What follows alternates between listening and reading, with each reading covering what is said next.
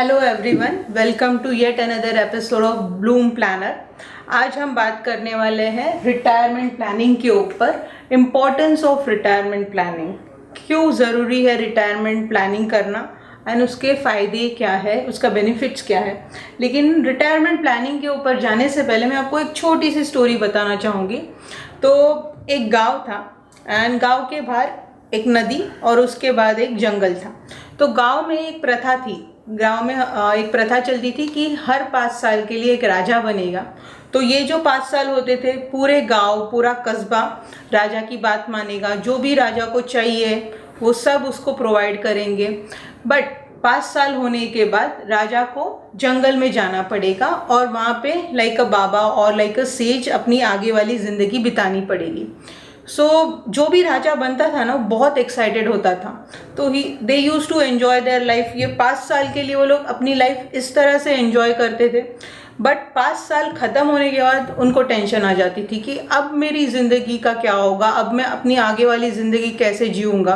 Because they were so used to the luxurious life कि उनको कुछ प्लानिंग नहीं होता था, तो बहुत टेंशन में आ जाते थे। तो लिटरली ये जो राजा होता था लोगों से भीख मांगता था कि प्लीज़ मुझे जंगल मत जाने दो, मैं यहीं रहूँगा, मुझे शहर से मत निकालो। सो लोगों को ना, सिपाहियों को बोल के उनको रस्सी से बांध के जंगल छोड़ना पड़ता था। तो ऐसा ही एक राजा था। ही एन्जॉयड हिज 5 years का टर्म। उसके बाद उनका टाइम आ गया जंगल जाने के लिए। तो सिपाही आ गए उनको बांधने के लिए, बिकॉज ये प्रथा हो चुकी थी, कोई भी राजा जाने के लिए तैयार नहीं होता था। लेकिन ये राजा ने बोला कि नहीं, मैं खुद जंगल जाऊंगा। तो सब मिनिस्टर्स एंड ऑल, सब लोग, पूरी गांव शॉक हो गए कि ऐसे कैसे। ये पहली बार था कि राजा बोल रहा है कि मैं अपनी मर्जी से जाऊंगा। उन्होंने फिर राजा को छोड़ने के लिए गांव के बाहर तक आए। तो गांव के बाहर जो एक नदी थी, उससे बोट से वहाँ से जाना पड़ता था। तो जो आदमी बोट चला रहा था वो भी बहुत शॉक में था कि ऐसा कैसा कि ये राजा अपनी मर्जी से जा रहा है। तो फाइनली उसने उनको पूछ ही लिया, राजा को, कि आज तक हमने जितने भी राजा देखे उनको हमको ज़बरदस्ती छोड़ना पड़ता था जंगल में, लेकिन आप जो हो वो अपनी मर्जी से जा रहे हो। तो उन्होंने हंसकर उनको जवाब दिया कि देखो, जब मैं राजा बना था ना, मुझे पहले ही पता था कि 5 साल के बाद मुझे यहाँ से रिटायर होना है या मेरे को यहाँ से ये किंगडम छोड़ के जंगल में जाना है। तो मैं प्रिपेयर था वो चीज़ के लिए। तो मैंने कैसा प्रिपरेशन किया कि पहले ही साल में मैं जंगल में जाके एक जगह देख के आया। वहाँ पे मैंने अपने कुछ सिपाही भेजे, सैनिक भेजे, और उनको बोला कि वो एरिया क्लियर करा दे, जहाँ पे भी झाड़ वाड़ थे वो एरिया क्लियर करा दिया। 2nd and 3rd ईयर में मैंने वहाँ पे मेरा पैलेस बनाया, लोगों के लिए रहने के लिए घर बनाए, एक पूरा गांव तैयार कर दिया। 4th and 5th ईयर में मैंने धीरे धीरे करके अपनी फैमिली, अच्छे जो यहाँ के लोग थे उनको वहाँ पे भेज दिया, अपना थोड़ा सा धन दौलत भी वहाँ पे भेज दिया। जो मैं राजा था जब ही जो कमाया था वो भी मैंने वहाँ पे भेज दिया। तो at the end of 5th year मैं खुद जा रहा हूँ। तो देयर इज़ नो डिफरेंस कि मैं ये किंगडम में रहूँ या वो किंगडम में रहूँ। इट इज़ जस्ट कि मैं एक किंगडम से दूसरे किंगडम में जा रहा हूँ। So see, that is the importance of planning. अगर आप प्लानिंग सही तरीके से सही टाइम पे करोगे तो you can enjoy your life like a king. तो coming back to the retirement planning, कि रिटायरमेंट प्लानिंग बहुत बार हमको क्लाइंट्स पूछते हैं, बेसिकली द यंग क्लाइंट, कि why is it necessary to do a planning और why is it necessary to do a retirement planning at the time of अभी तो मेरी उम्र ही क्या है, I am just 25, I am just 30, तो अभी रिटायरमेंट प्लानिंग करने की ज़रूरत क्या है। तो ये सबसे पहली क्वेरी होती है कि why is it necessary to do a retirement planning at an early age. तो यहाँ पे मैं आपको एक शॉर्ट में एग्जाम्पल के साथ एक्सप्लेन करने वाली हूँ। सपोज XYZ, दैट इज एक पर्सन है, पर्सन ए, उसका एज है 30 years and he is doing his retirement planning. तो बेसिकली जब भी हम लोग रिटायरमेंट होते हैं इन इंडिया, जो रिटायरमेंट एज होता है दैट इज 60। हर एक कंपनी में समटाइम इट डिफर, बट मैं I am taking a age of 60। 60 is the age जहाँ पे आप रिटायर होते हो। तो अभी ये पर्सन ए के पास 30 साल का टर्म है, that is he is having 30 years for his planning, retirement planning. तो क्या होगा अगर इसने ये एज में प्लानिंग चालू कर दी, that is an early age में उसने अगर प्लानिंग चालू कर दी, तो ये जो प्रीमियम भरने वाला है, जो आप monthly saving, premium is your monthly saving जो आप करने वाले हो, तो वो कम रहेगी। सपोज फॉर एग्जांपल यहाँ पे वो 2000 पर मंथ भर रहा है, that is he is only saving 2000 per month. At the age of 60 इसको जो लमसम अमाउंट मिलेगा that will be more. Okay, वही मेरे पास second person B, if the person B ये 50 एज के है, the person B is of 50 age, 50 साल के हैं, तो 50 और 60 का गैप इज 10 ईयर्स, तो इसके पास सिर्फ 10 ईयर्स है to plan for his retirement.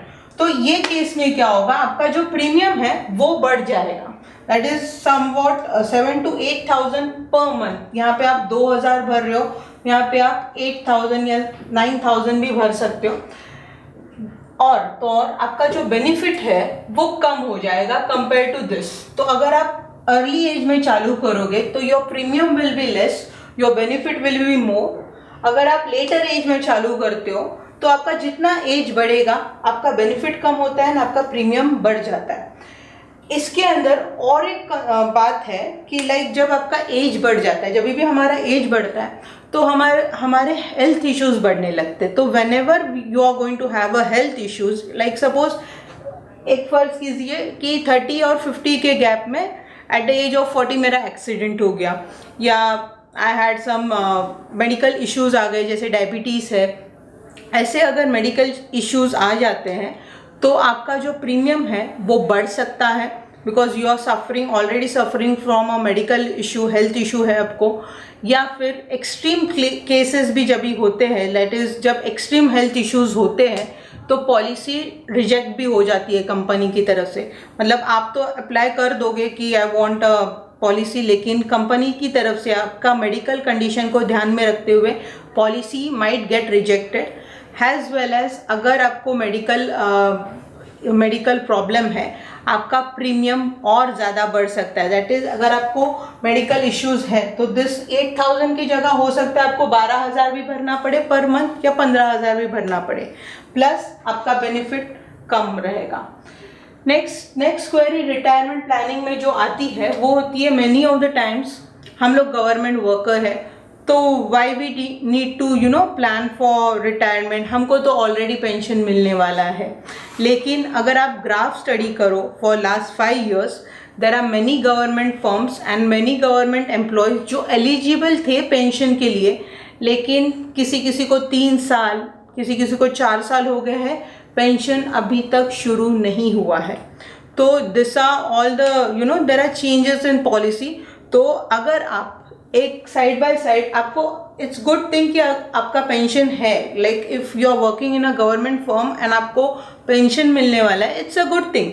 But अगर उसी के साथ आप अगर साइड बाय साइड एक सेकेंड प्लानिंग करो, that is a second retirement planning अगर आप करते हो तो आपका तो बेनिफिट ही है ना। अच्छी बात है अगर आपको पेंशन चालू होता है, और अगर नहीं भी होता है then you can get the pension from your retirement planning.